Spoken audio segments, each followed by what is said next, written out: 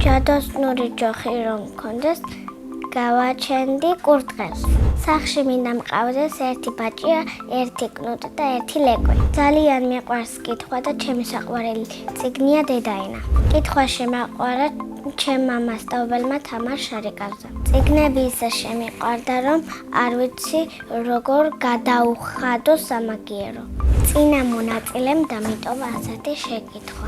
სესილი რომ არ მეთქვას რა მერქმევოდა. მე სესილი დამარქვა დედეკომ და ეს სახელი ძალიან მომწონს. მაგრამ სესილი რომ არ მერქვას, ალბათ მერქმევოდა ანასტასია.